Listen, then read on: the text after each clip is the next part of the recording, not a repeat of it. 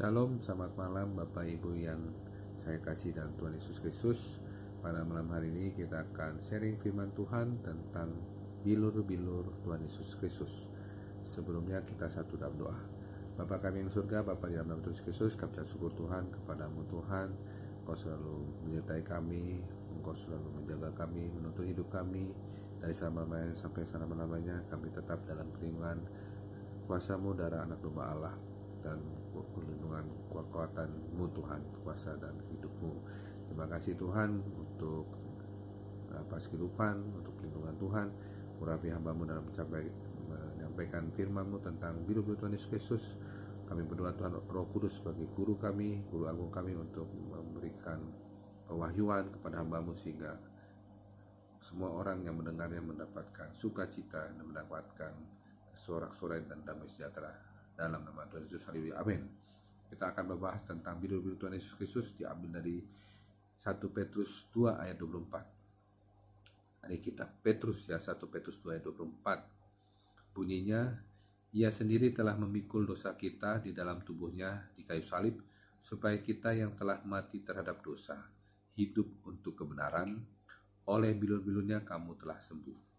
Ya, ini bicara tentang Yesus Kristus, ya, yang memikul dosa kita di dalam tubuhnya di kayu salib.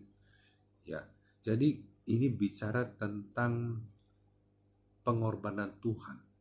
Ya, tugas yang paling termulia yang Tuhan lakukan kepada kita ketika Dia mengorbankan nyawanya, mengorbankan dirinya, ya, di kayu salib. Tujuannya apa? Untuk memikul dosa kita. Nah, di sini ada hubungannya dengan kesembuhan, karena di situ dikatakan supaya kita yang telah mati terhadap dosa, bahwa kalau kita sudah ditanggung segala dosa-dosa kita di atas kayu salibnya Tuhan, ya, karena Tuhan Yesus mengambil semua dosa kita, ya, dan memikulnya dalam tubuhnya di kayu salib. Kita harus mati terhadap dosa itu sendiri. Artinya kalau sudah ditanggung oleh dosanya oleh Tuhan di kayu salib, sudah dihapus, jangan lagi kita berbuat dosa atau mengulanginya, ya. Jadi kita hidup untuk kebenaran, hidup untuk firman Tuhan. Jadi hidup kita itu untuk Tuhan. Hidup kita bukan untuk diri kita sendiri. Hidup kita untuk kebenaran, untuk firman Tuhan, karena Yesuslah kebenaran. Makanya di ayat berikutnya yang bagian B, oleh bilu-bilunya kamu telah sembuh. Jadi kebenaran itu adalah bahwa kesembuhan itu adalah kebenaran. Ya, bahwa orang kalau sakit penyakit itu belum hidup dalam kebenaran. Kalau orang mau hidup dalam kebenaran, dia harus memahami bahwa dia harus mati terhadap dosa. Ya, karena untuk hidup firman Tuhan, kalau belum mati terhadap dosa, kita tidak bisa meraih kesembuhan. Jadi orang kalau kesembuhan dikatakan, aduh saya mau sembuh, saya percaya biru-biru Tuhan Yesus menyembuhkan. Itu kebenaran, memang betul.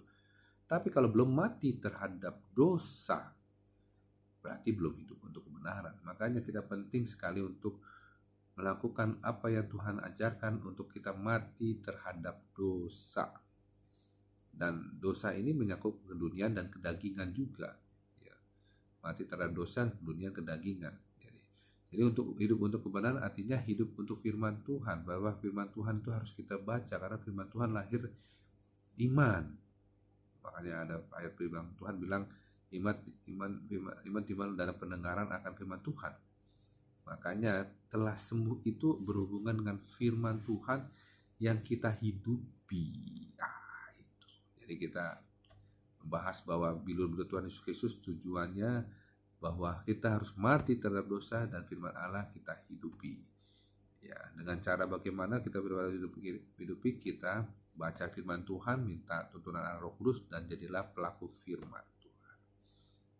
Jadi kita pasti sembuh. Mau apapun segala penyakit kita, penyakit rohani juga, penyakit jasmani, kita telah sembuh kalau kita mati terhadap dosa, hidup untuk kebenaran.